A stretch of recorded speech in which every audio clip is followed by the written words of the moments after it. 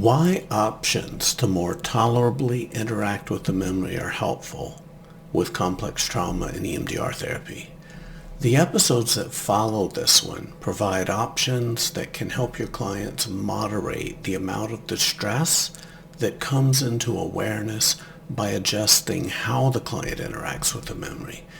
If your impression is that it's best to stay out of the way and let things go where they go, you're right.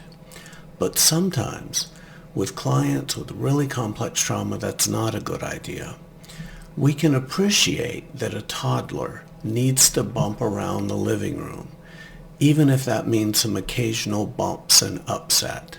It's probably the best way for them to learn how to navigate the world effectively, safely, and confidently. Conceptually and generally, that feels true. Some toddlers, if you turn your back on them for 1 second, will walk straight off a cliff or will literally burn your house down. The world also contains those. You need to know the nervous system that is in front of you.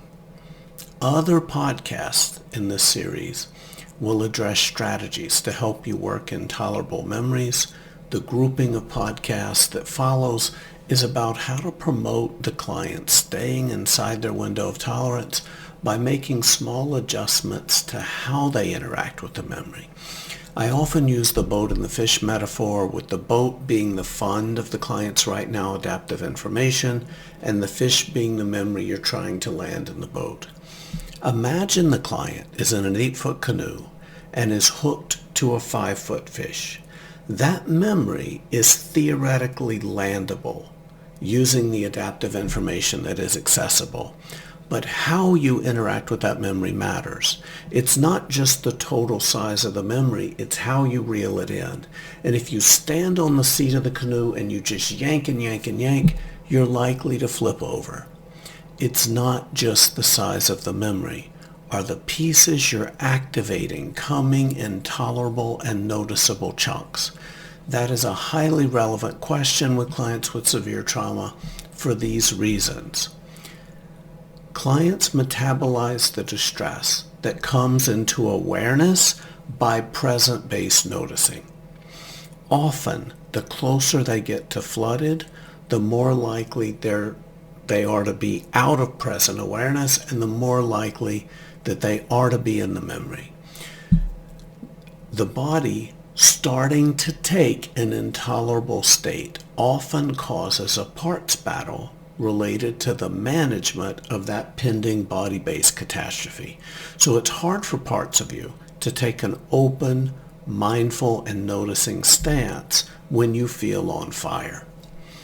3. The distress that comes into awareness needs to come within the client's window of tolerance. Clients with complex trauma, because of their allostatic load, typically don't have a big window of tolerance. It's not unusual for my client's baseline to be 8 out of 10 or even 8.5 out of 10 when starting a reprocessing session. They may have paper-thin windows of tolerance even after weeks or months of resourcing and front-loading. It's often tolerable healing that may start to make the window of tolerance wider.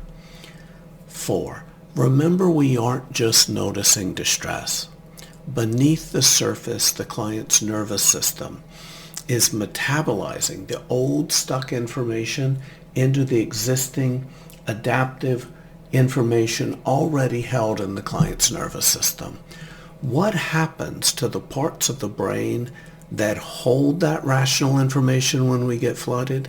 The parts that know that you were just a child, that children aren't responsible for what grown-ups do to them, and that shame isn't yours, they become less accessible the closer you get flooded.